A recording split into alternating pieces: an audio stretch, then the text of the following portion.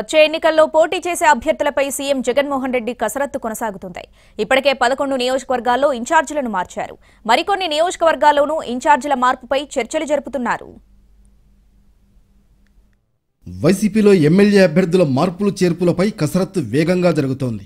Seat కోల్పోతున్న sitting ఎమ్మెల్యేలు చివరి ప్రయత్నాల్లో ఉన్నారు. తమకు కాకుంటే తమ ఫ్యామిలీలో ఒకరికి సీట్ ఇవ్వాలని విజ్ఞప్తి చేస్తున్నారు. అరకు ఎంపీ అభ్యర్థిగా పోలవరం ఎమ్మెల్యే బాలరాజును బరిలోకి దింపాలనుకుంటోంది వైసీపీ. అయితే పార్టీ ప్రతిపాదనకు అంగీకరిస్తూనే పోలవరం అసెంబ్లీ సీట్ తన భార్యకివ్వాలని పట్టుబడుతున్నారు బాలరాజు. పత్తిపాడులోనూ ఇదే సీన్ కనిపిస్తోంది. ఎమ్మెల్యే పర్వత పూర్ణచంద్ర ప్రసాద్ను పక్కన పెట్టేయాలని పార్టీ నిర్ణయం తీసుకున్నట్లు సమాచారం. దీంతో తను తప్పుకోవడానికి అంగీకారం తెలుపుతూనే తన సీటును పెద్ద కూతురికివ్వాలని పట్టుబడుతున్నారట. అయితే ఎమ్మెల్యే అయినా ఎమ్మెల్యే ఫ్యామిలీ అయినా ప్రజా వ్యతిరేకతకు ఒక్కటేననే భావనలో ఉంది వైసీపీ అధినాయకత్వం. దీంతో వారి కుటుంబ సభ్యులకు కూడా ఛాన్స్ ఇచ్చే అవకాశం కనిపించడం లేదు. ఉభయ గోదావరి జిల్లాల విషయం తేలాక రాయలసీమపై ఫోకస్ పెట్టనుంది వైసీపీ హైకమాండ్. రాయలసీమకు సంబంధించి ఇప్పటికే కొంతమంది ఎమ్మెల్యేలు మంత్రులకు తాడేపల్లి నుంచి కబురు వెళ్లింది. జోన్ల వారీగా తొలగింపు ఎమ్మెల్యేల జాబితాను సిద్ధం చేసుకున్నారు సీఎం జగన్. ప్రజా వ్యతిరేకత ఎక్కువగా ఉన్న ఎమ్మెల్యేలను మారిస్తేనే 175 స్థానాల్లో గెలుస్తామనే అభిప్రాయంతో ఉన్నారు. పనితీరు మార్చుకోవాలని చాలాసార్లు ఎమ్మెల్యేలను హెచ్చరించారు సీఎం జగన్. కొంతమంది ఎమ్మెల్యేల పనితీరు మైనస్లో ఉందని అలర్ట్ చేశారు. గడప గడపకు కార్యక్రమం ద్వారా ప్రజల దగ్గరకు వెళ్లి గ్రాఫ్ పెంచుకోవాలని సూచించారు. అయినా కొంతమంది ఎమ్మెల్యేలు తీరు మార్చుకోలేదు. దీంతో వారిపై వేటు వేస్తోంది వైసీపీ అధిష్టానం.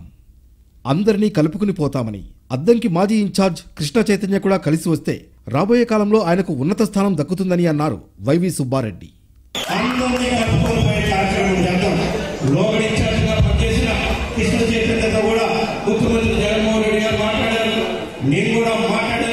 మళ్ళా అవసరమైతే ఇంకోసారి తీసి మాట్లాడతాం. తప్పకుండా మన అభ్యర్థి నుంచి గెలిచినాక మళ్ళా రాష్ట్రంలో రాబోయేది మన గౌరవ ముఖ్యమంత్రి జగన్మోహన్ రెడ్డి గారి ప్రభుత్వమే వచ్చినాక తప్పకుండా పార్టీ కోసం పనిచేసిన ఎవరికైనా కూడా రాబోయే రోజుల్లో గుర్తింపు వచ్చే విధంగా ఉంటుంది.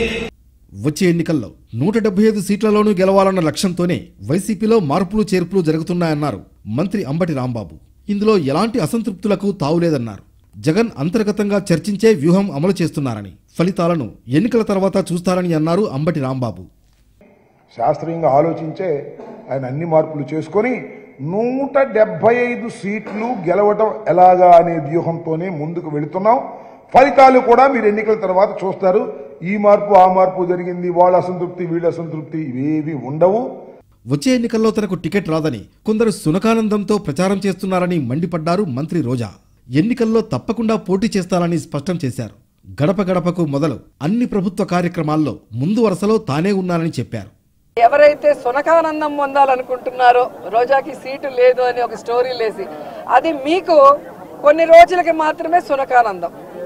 మా కార్యకర్తలకో నాయకులకో ఎవరికి కూడా బాధ లేదు. ఎందుకంటే వాళ్ళకి నిజం తెలుసు నాకు సీటు ఉందని. ఒకవేళ సీటు లేదని మీరు ఆనందపడినా కూడా నాకు ఇబ్బంది లేదు.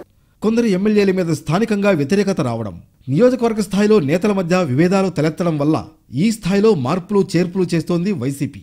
టీడీపీ జనసేన పొత్తులో భాగంగా పోటీలో దిగే అభ్యర్థులకు చెక్ పెట్టేలా సామాజిక సమీకరణలతో అభ్యర్థుల ఎంపికపై ప్రణాళిక రెడీ చేస్తున్నారు.